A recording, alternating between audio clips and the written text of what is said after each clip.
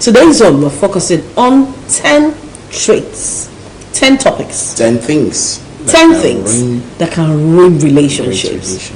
I think I just love to go down this road with Dr. Precious when it comes to things that can 10, 5, 4, 3, 2, 1. Anyway, Dr. Precious. Okay. Number one, this is interesting. 10 things that can ruin a great relationship. Number one, neglecting to take care of your appearance.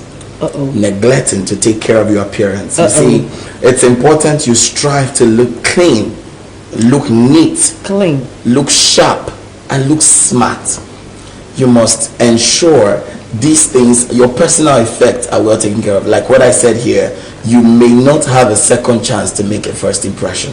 So if your significant other feels that you don't care about the way you look, and she's a high profile person that cares about appearance, that relationship is going to be ruined. It's dead on arrival. But when it's in marriage, it doesn't. No, you see, when it's in marriage, the woman has a lot to do. You now have to buy a very, I don't want to call name of toothpaste and encourage him to wash his mouth twice daily. You now need to take the pain of sitting down to file his nails. If he can't go do it, you now need to clean him up. There are women who get married and then they clean up the guy. Wow. Yes. And there are men who get married and clean up their wives. Wait, when they clean up the guy, they now keep cleaning him up? He doesn't adjust? No, he has to adjust. So if he doesn't adjust? No, don't even talk about the guys now. Let's also hit on the ladies. You know, what breaks my heart is when I see guys who come out to say, I married a very beautiful woman, but every day I get home, I see her tying wrapper. You need to give attention to these things, because the secretary in the office has no joy. Her skirt is jumping. So you really need to give your husband back to back, and you know what I'm talking about. Number two, taking your partner for granted. You see, in relationship, one thing that ruins relationship very quick is the absence of appreciation.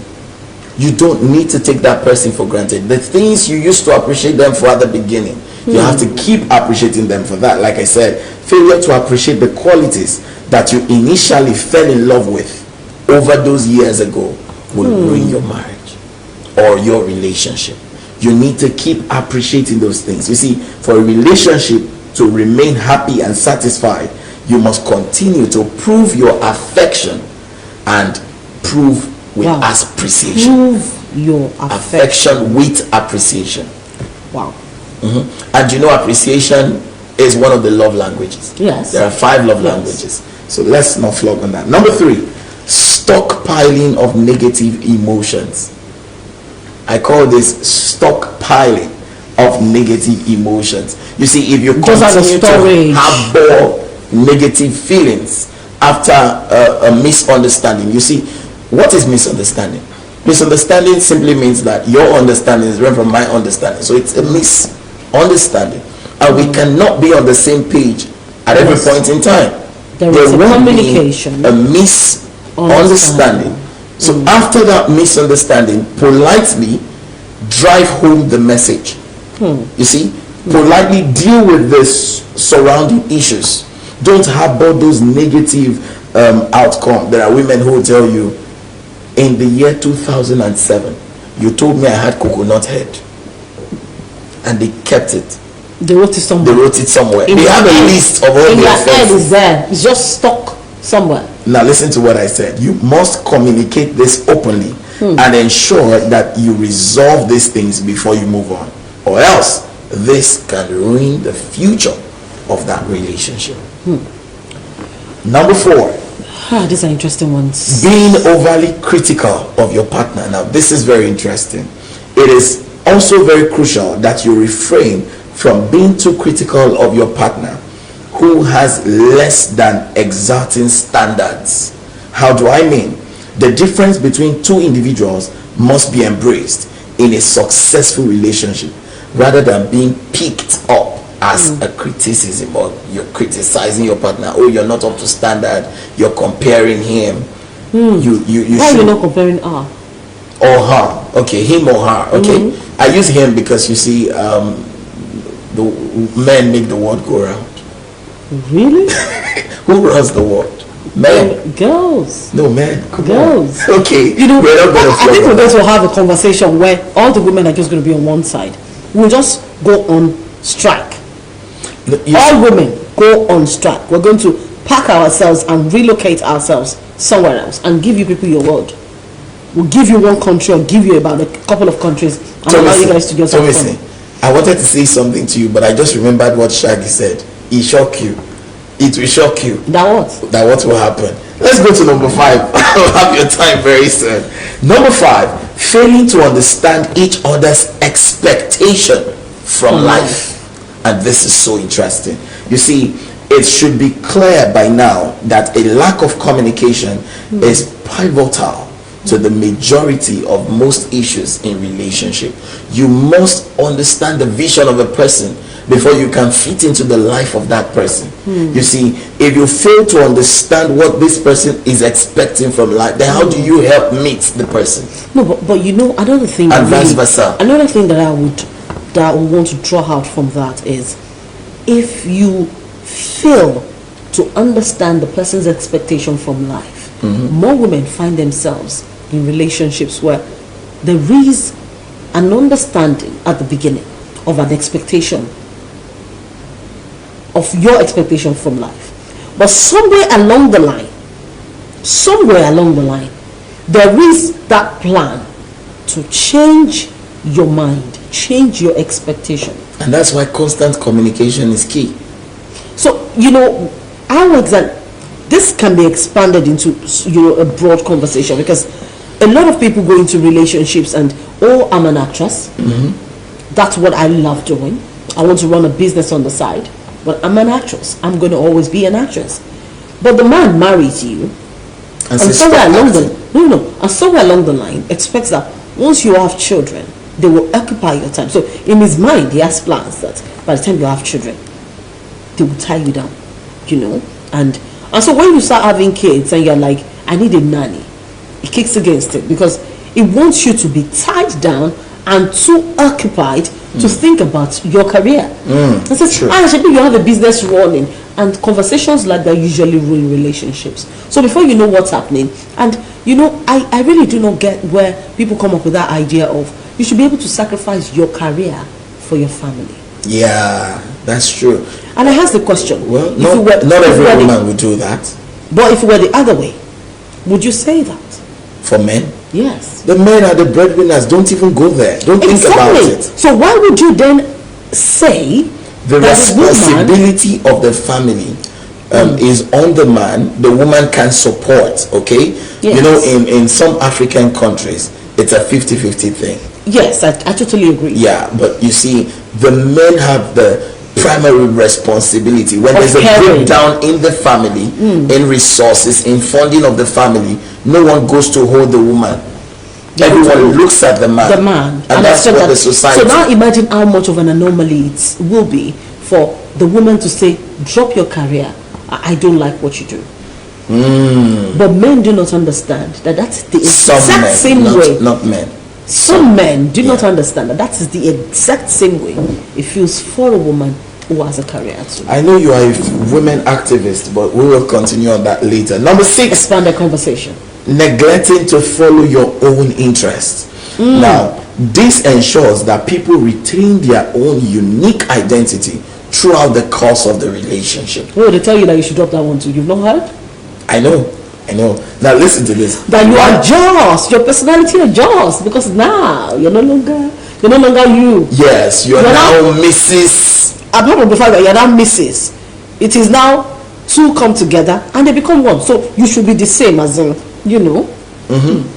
And you see, if you neglect to follow your interest, you could easily become frustrated.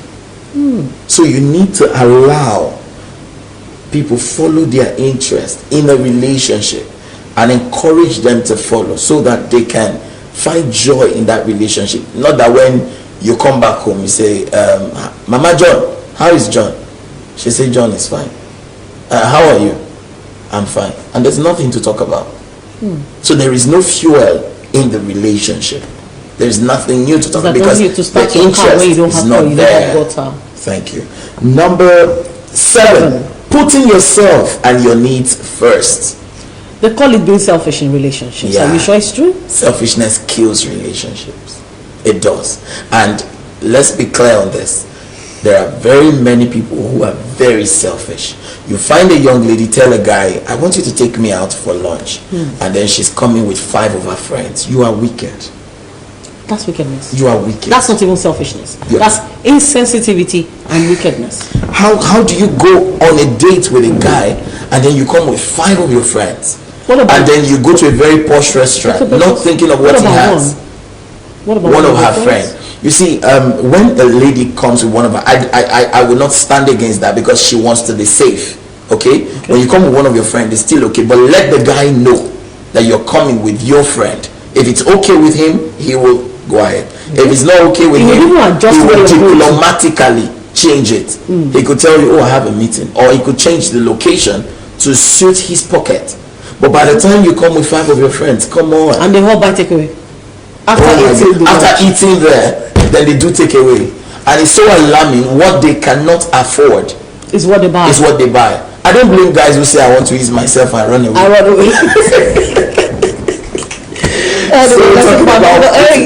Talking about putting yourself first, that's so interesting. And number 8, avoiding honest and open communication in a bid to keep the peace. You see, some of the times or most times we go over a particular situation in the relationship, over and around it, and we refuse to hit the nail on the head, feeling like she will get angry, have a conversation for peace to reign, for temporary peace. Yes, to reign. Let's keep peace quiet. Of mind. But can I shock you? Yes. Eventually, that peace will become crisis. You need to consciously, openly communicate those things in an atmosphere of peace.